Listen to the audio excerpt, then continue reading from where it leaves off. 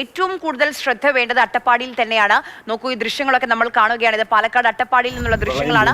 2 ദിവസമായി അട്ടപ്പാടി പൂർണ്ണമായും ഇരുട്ടിലാണ്. ഇതുവരെ വൈദ്യുതി പുനഃസ്ഥാപിക്കാനായിട്ടില്ല.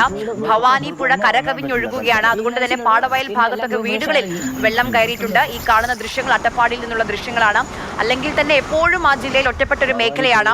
ഇപ്പോൾ ഈ മഴ കൂടി കനത്തതോടെ ആ ഭാഗത്ത് താമസിക്കുന്ന അട്ടപ്പാടിയിൽ ഊരുകളിലൊക്കെ താമസിക്കുന്ന ആളുകൾ പൂർണ്ണമായും ഒറ്റപ്പെട്ടു പോയി എന്ന് വേണമെങ്കിൽ നമുക്ക് പറയാം. ഗോകുൽ VS ആണ് നമുക്കൊപ്പം വിവരങ്ങളുമായി ചേരുന്നത്. ഗോകുൽ ഉള്ളത് ഭവാനി പുഴയുടെ തീരത്താണ്.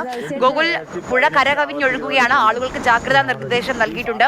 ഇന്നത്തെ മഴ സാഹചര്യം എന്താണ്? ഇന്ന് രാവിലെ മുതൽ മഴയുണ്ടോ അവിടെ?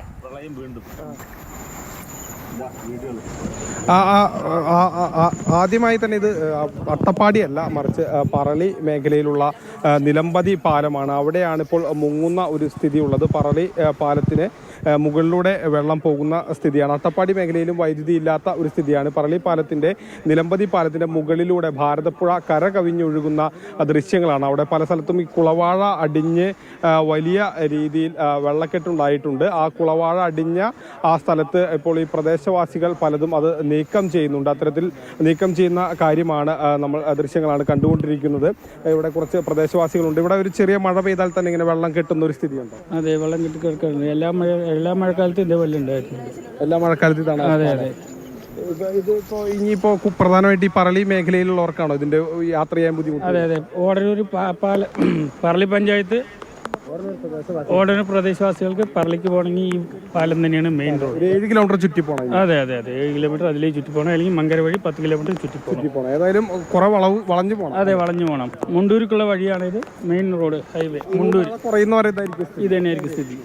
ഇതിപ്പോ ഈ പറയുന്ന പോലെ ഈ നഗരത്തിലേക്ക് പോകാനും ബുദ്ധിമുട്ടായിരിക്കും അല്ലേ? അതെ, 2 ദിവസം മഴ തുടർച്ചയായി പെയ്തു കഴിഞ്ഞാൽ ഇതാണ് അവസ്ഥ. പിന്നെ 4 ദിവസം ഇതിൽ കൂടെ സ്കൂൾ കുട്ടികൾക്ക്, പ്രത്യേകിച്ച് പറളി സ്കൂൾ കുട്ടികൾക്ക്, അവർക്ക് പോകാൻ പറ്റില്ല.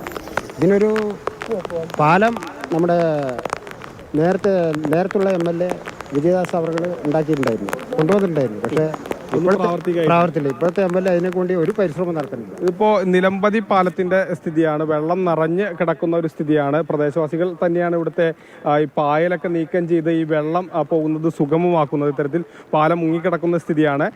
മഴ പെയ്യുന്നത് ഈ പ്രദേശത്തുള്ളവരെ സംബന്ധിച്ചിടത്തോളം ആശങ്കയാണ്. ഇപ്പോൾ പാലക്കാട് ജില്ലയെ മൊത്തത്തിൽ നോക്കുകയാണെങ്കിൽ തന്നെ ഇതോടൊപ്പം തന്നെ വളരെ ആശങ്കയുള്ള ഒരു സ്ഥലമാണ് അട്ടപ്പാടിയും. അട്ടപ്പാടി മേഖലയിൽ ഏകദേശം 2 ദിവസത്തിലധികമായി വൈദ്യുതി ഇല്ലാത്ത ഒരു സ്ഥിതി കൂടിയുണ്ട്. പല മേഖലകളിലും വെള്ളം കയറുന്ന ഒരു സാഹചര്യവും നിലവിലുണ്ട്. ശരി, പാലക്കാട് പറളി ഭാഗത്തേക്ക് പോകുന്ന യാത്രക്കാരുടെ ശ്രദ്ധയിലേക്ക് കൂടിയാണ് അതാ ഇപ്പോൾ ഈ കാണുന്നത് പോലെ ഈ ഭാഗത്ത് ഭാരതപ്പുഴ കര കവിഞ്ഞൊഴുകുകയാണ്. അവിടെ കുളവാഴകളൊക്കെ വന്ന് അടിഞ്ഞിട്ടുണ്ട്. അതൊക്കെ നാട്ടുകാരുടെ നേതൃത്വത്തിൽ ഇപ്പോൾ അവിടെയുള്ള പ്രദേശവാസികൾ തന്നെ ഇടപെട്ട് അവർ തന്നെ നേതൃത്വം നൽകി അതൊക്കെ നീക്കാനുള്ള പരിശ്രമങ്ങളാണ് ആരംഭിച്ചുകൊണ്ടിരിക്കുന്നത്.